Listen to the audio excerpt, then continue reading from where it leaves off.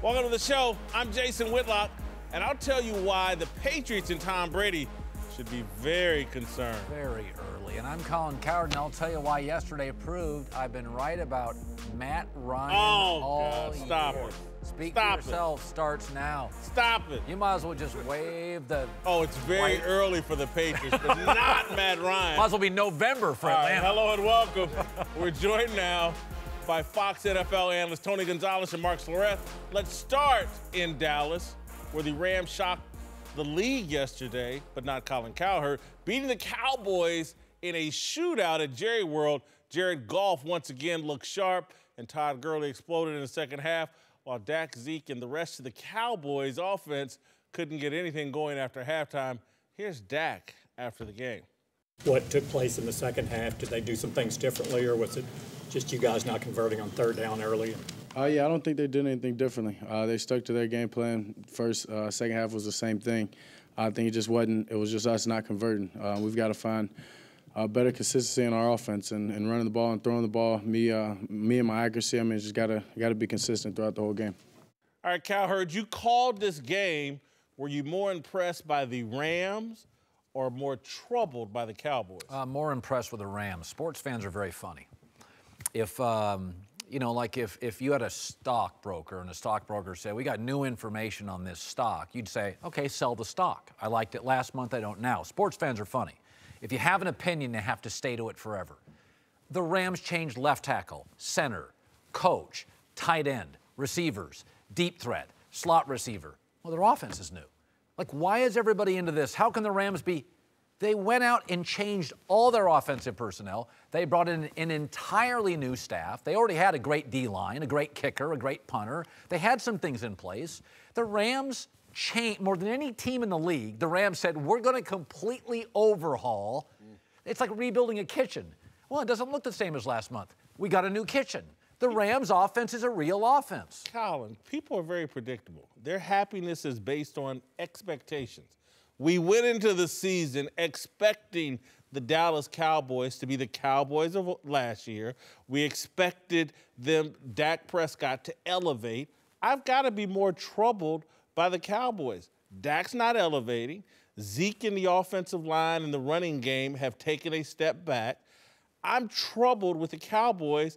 Perhaps the cloud hanging over Zeke's head going into the season they've lost their identity. Go look at their rushing stats from a year ago to now this year. They were first in the league in everything, and now they're very mediocre to below average. Is it possible they just lost a wild shootout to a playoff team? They can't run the ball. Well, the way we expect.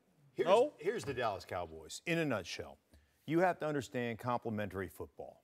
That means that our offense has got to possess the ball. We've got to control the time of possession because our defense is limited just from a personnel standpoint. True. That's who we are.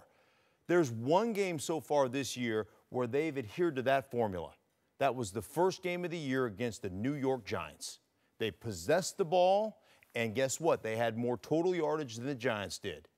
And they kept their defense off the field, kept them fresh. That's the only time that's happened this season, and every team since has beat them in the time of possession and total yardage. They've exposed a defense that, from a personnel standpoint, is weak.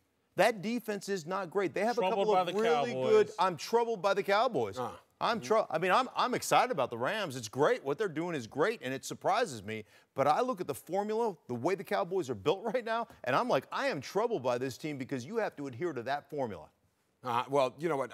I'm more happy and kind of like it shows you what happens when you have good coaches, okay? What Sean McVay has done. Impressed by the Rams. Impressed by the Rams, of course, because nobody. Last year they were 3-1. This year they're 3-1 again. I think this is an absolutely different team. Would you agree with me saying that this is a totally different 3-1 team? Different team, just from top to bottom. And really, I think it all comes down to coaching. When you can they brought in a couple players. Sammy Watkins is a big deal. Bringing in that left tackle is a big deal, but Jared Goff, that's who holds the keys. That's who drives the bus in the NFL, okay? And the way he's playing right now and the offense that he's conducting out there, it's just – and Wade Wilson, a defensive coordinator, what he's done to that Wade defense. Phillips. it's been amazing. Listen, we forgot that Todd Gurley, even with a major leg injury, was a first-round pick. That was a gamble, right? People went, well, he was so good. You know, I think another thing is the initial optics on these young quarterbacks shape us. And our initial optics on Goff were hard knocks, too skinny, didn't know which coast the sun rises in. And our initial optics were, oh boy, Goff, take a deep breath. Mitch Trubisky, by the way, it's announced today, is going to start for the Bears. That's a defensive staff. He may not look great. Let's not judge 22-year-old quarterbacks based on our initial optics. Jeff Fisher, HBO Hard Knocks, we thought Goff couldn't play. He rode the bench for most of the year, didn't he? I mean, they went with Case Keenum, I thought, last year. That's right, but that shows you that Jeff Fisher, defensive guy, doesn't know offensive personnel. He just doesn't know it. Most defensive coaches don't know offensive personnel. You know what the most important thing you can do as a coach? Put your players in positions to win. That's really what coaching comes down to. Some coaches are so stuck on my system, my formula. Yes. And I'm going to fit you in there. Think about the wide receiver they drafted in the first round. What's the kid's name? Cooper Austin? Kupp. No, the Austin kid, right? For a couple years ago? Tavon Austin. Tavon Austin. That kid was out of position. He's not an outside threat. He's not an outside receiver. He's been out of position. Now all of a sudden, and I understand he was a first-round pick and you try to force that into, but he's a slot, gadget, jet sweep. Yeah. That's what he is, Yeah. and he's a weapon. And guess what? That's the way they use him right now. They went out and got other pieces and say, it's all right, we'll put you in a position to win. And he's been a difference maker this season for them. That's smart coaching. There's a lot of dumb coaches in this league, let me tell you. And you've played for a bunch of them, as I have. I can name a lot of them. Right. Should we go into it? Let's not get Okay, we'll leave it personal. for that. Let's move to New England, where once again the defense failed Tom Brady and the Patriots giving up 33 to a struggling Panthers offense. Wide open players. A last-second field goal sealed the win for Carolina. Brady was understandably frustrated today when asked about the loss. I think we're all disappointed. You know, losing doesn't sit well with any of us. You know, hopefully we can figure out how to play more consistently over the course of an entire game. And, you know, offensively, we've got to be able to score more points than the other team. No matter what they score, we have to score more. You know, and if we score 3 points, the defense has to hold them to nothing. And, you know, that's what being a good team's all about. Obviously, defense is struggling. Can Brady overcome what appears to be a way below average defense? It's not just a bad defense that's Tom's problem. And finally, the broadcast team and people are talking about, he's getting hit too much. And I know they scored 30 points, but he's getting hit too often, and eventually that's going to catch up with him too. Yes, they have a horrible defense. That's going to be a problem. But come November, he keeps taking hits like this offense is going to fall apart too, and we're going to sit around, and the Buffalo Bills are going to win this division. There's a problem in New England that I don't think can be fixed this year. They can't play defense, and they can't protect Tom Brady the way he's used to. I think we're being crazy. In any other sport, it would be ludicrous to take a dynasty and say a quarter through the season, or if you count playoffs, a fifth through the season, you can define them. Belichick is a defensive coach. They've got additions all over these rosters because they went out and got veteran players because they know Tom Brady's got a year or two left. They brought in a whole bunch of new players, and their communication's awful. This isn't like breakdowns in man-to-man coverage. This is New England not being in the right spot on the field because Gilmore, who they yanked yesterday, can't figure out where to be. This isn't bad players. This is, we brought a bunch of new guys in, and they don't know our system, and our communication's awful right now. Let me ask you this. The same argument, you flipped it over. The Rams brought a bunch of new guys in on the offense. Offense is harder to understand than defense. They've got a boatload of new guys, and they're clicking on all cylinders. So at some point, maybe you don't have the right players. Maybe you didn't bring the right players in because at some point, they've always been able to fix that in New England. They've always been able to put their players in positions to win. And right now, they are struggling, man. There were more wide open coverage busts yesterday in that game that just leave your head. I mean, they're head scratching coverage busts. And I'll give it to Cam Newton, man. He was slinging it yesterday. He had a couple throws early in that game down the middle of the football field where I'm like, man, that looked good from the pocket. But, you know, you couple that with by saying, or you curb that by saying, There was nobody within 8 yards of any of those guys, but they were great throws. But again, it's wide open receivers, wide open targets. Trust on the defense. Well, here's the every time I went against the New England Patriots, it was the most frustrating team to go against because you had to earn everything. There was no tricking them, and a lot of offenses trying to get them out of position so you can trick them into getting open. That doesn't work with the New England Patriots usually. This team this year, it's going on. Guys are coming wide open. They pride themselves in Matt Patricia's defense, and Bill Belichick is probably the best defensive coach ever. And because everywhere you go, it's always somebody there. And it doesn't matter with the zone, with the man-to-man, you have to fight and scratch and claw for everything. And that's what's going on with this team. And the players. Rob Ninkovich is gone. Hightower's been hurt.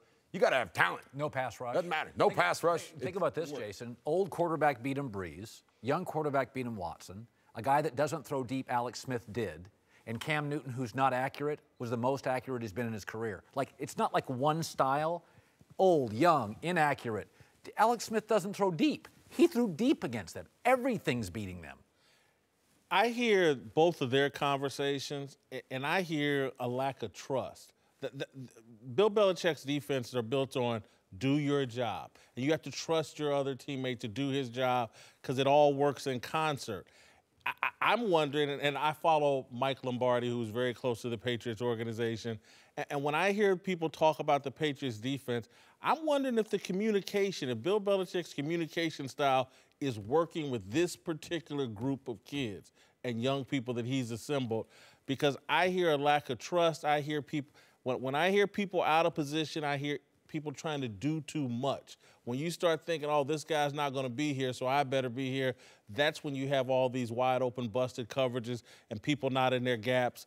This is a mess, and then I'm telling you, you flip it to the other side, and that 40-year-old quarterback getting sacked 3 more times yesterday, taking all those deliveries, and you can start to see it. Not that he played poorly, but Tom Brady normally never concerns himself with the pass rush. I saw him start bringing his eyes down a little bit. Do you know why? They're missing the keyest of the key players in that offense. Julian Edelman is not there. He is that guy that could get that quick release. He's that guy that runs that option route, probably the best option route runner, 5 to 6 yards. Who did they have before that? Wes Welker.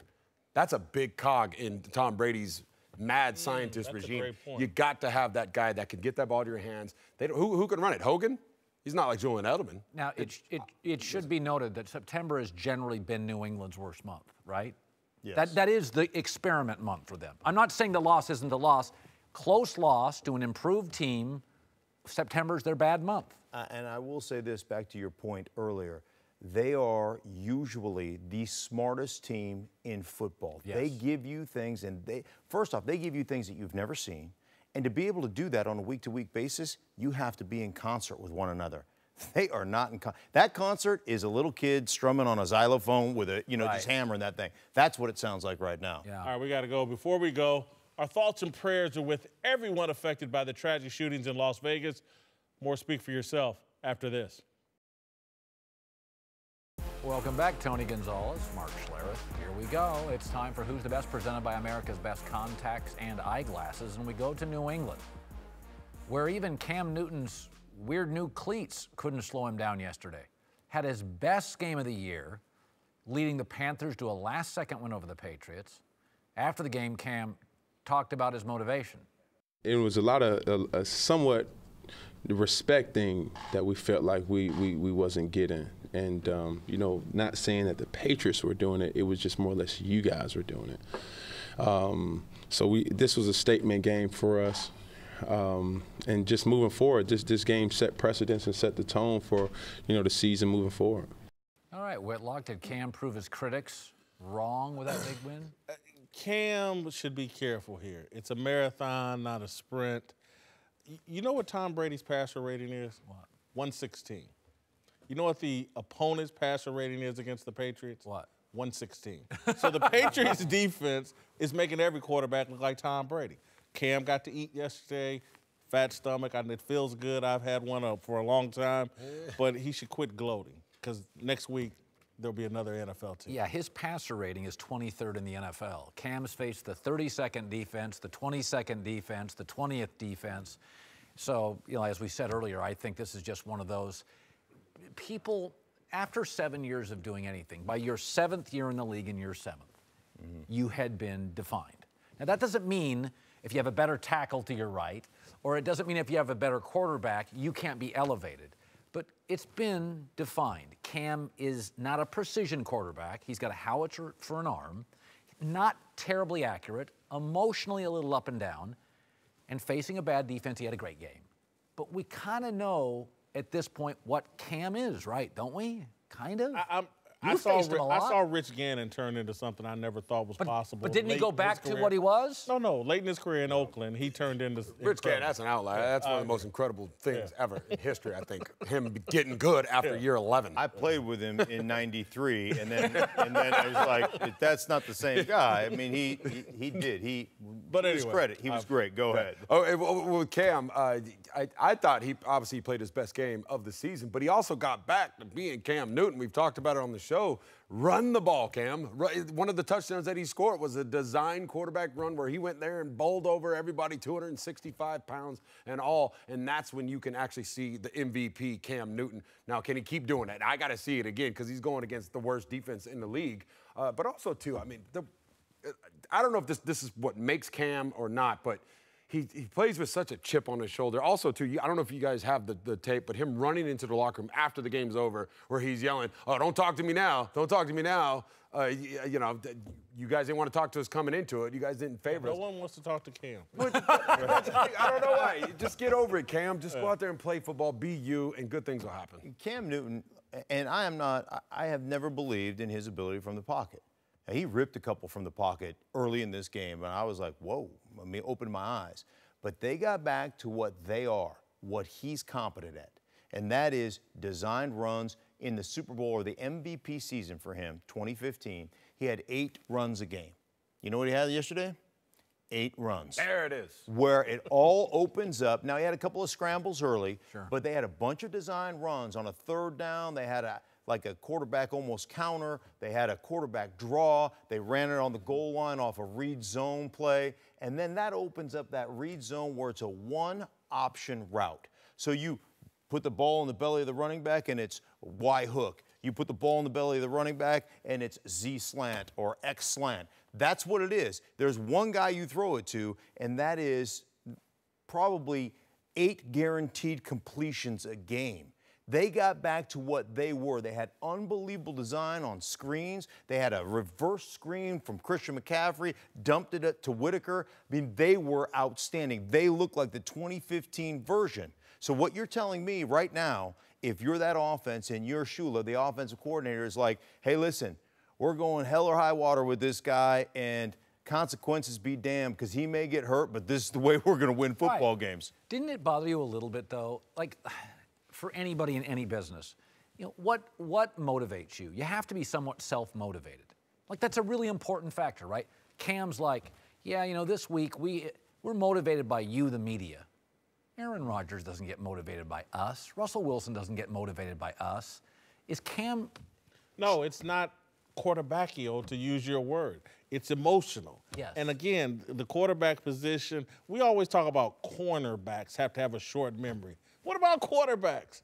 Every play, they have to be calm under all situations and can't be on some emotional roller coaster. And so, yeah, the worst defensive league shows up, and Cam is great. You know, he beat up a baby seal. Congratulations, Cam. All right, to Atlanta, where Matt Ryan and the Falcons got tripped up by the Buffalo Bills for their first loss of the season. Injuries knocked out Ryan's top targets, Julio Jones and Mohamed Sanu. And the Falcons offense put up just 17 points. Oh, that's it? Ryan also had 2 interceptions. Not just one. And a bogus fumble, bringing his season total to 5 INTs while he only had 7 all of last year. Cowherd was Ryan's MVP season a fluke. It was a perfect storm, which is somewhere between fluke, aberration, outlier. Okay, their division went into the tank. It did. Their division went into the tank. He had the perfect offensive coordinator. They had almost no key injuries. Matt Ryan's been in this league for 10 years. I'm going to show you a graph. Here's what he was, and here's what he is now. There was one great year. That's the one with Kyle Shanahan. And the division went into the tank year. And they didn't have key injuries. if I say Matt Ryan is good, why is that such a criticism? It's not a criticism. He is a good quarterback. All the numbers, who had a great year. He can be great again. Steve Sarkisian was a hot mess again yesterday. They got down to the end of that game. Tony, what were the 2 plays they ran at the end of the game? It was garbage. I don't like Steve Sarkisian. I don't want to make a bunch of excuses for Matt Ryan. I thought the fumble was one of the worst things I've ever seen in my life. The guy clearly threw the ball forward. I didn't like anything about this game. Congratulations to the Buffalo Bills. Matt Ryan, not a fluke. I don't think, come on, he's not a fluke. What did Matt Ryan do to you? I mean, let's get down to it. I mean, I think something's going on here. You don't like him. It is hate. I like him, but it's one of these things when athletes get elevated, you were a great player. You'd be the first guy to say you were a good player who played on great teams and they elevated you. No, I was great. I was injured a lot. Let me tell you about him.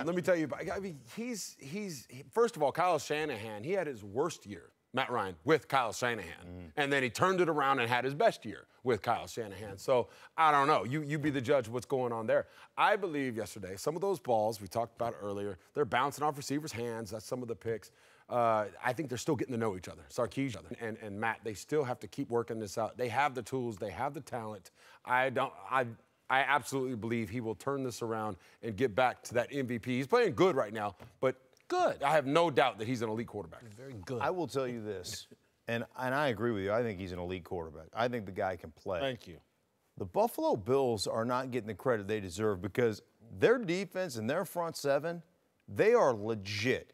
Both the front four and the linebacking core, they can rush the passer, they can blitz, they can defend the run, and oh, by the way, they've got the speed and athleticism to drop back deep and be coverage guys as well. So they are not getting the credit that they deserve as a football team. And Tyrod Taylor, if you give him some opportunity to be outside the pocket, that guy is a great, accurate, deep ball thrower. Outside the pocket, take advantage of some of his athleticism. You call the game correctly, that guy can hurt you as well. And he did. The no-fly zone, Denver Broncos went in there. He was 20 of 26, I believe, for 220 yards and a couple of TDs. That kind of efficiency, that's the kind of efficiency that can hurt you if you play great defense behind it. By the way, Julio Jones got hurt in 2 games last year.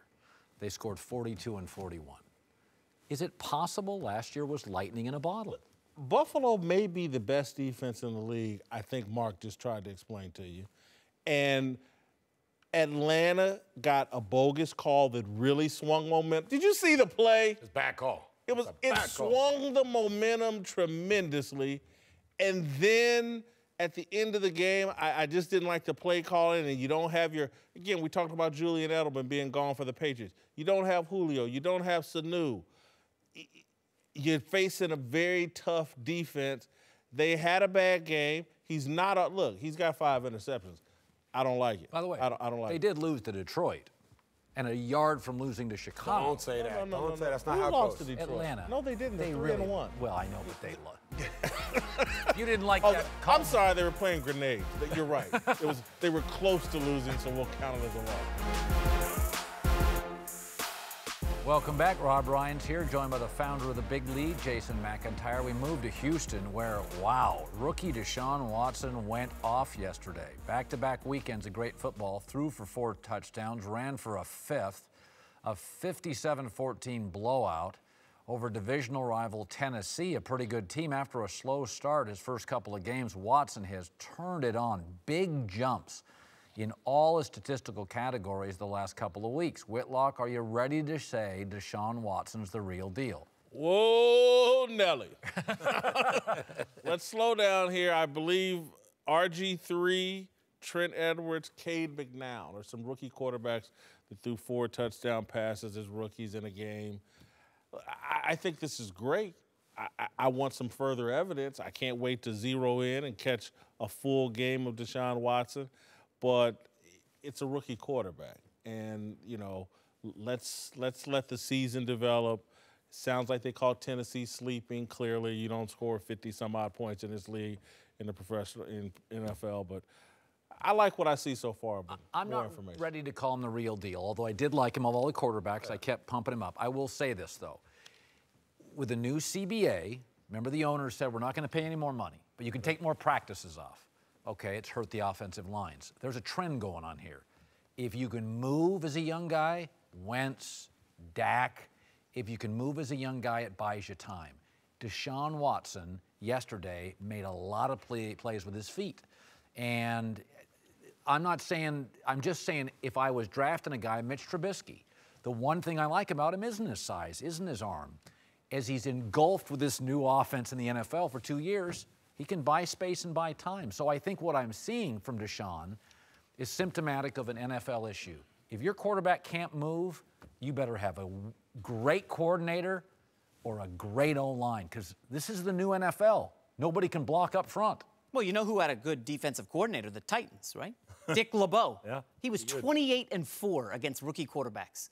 Did you see what Deshaun Watson just did to him? Guys, Watson, I don't know how you can't say he's the real deal. He is on pace, it's 3.5 games, to challenge Peyton Manning's passing record as a rookie and Russell Wilson. They both threw 26 TDs. But as Colin said, with the legs, he leads all quarterbacks in rushing yards.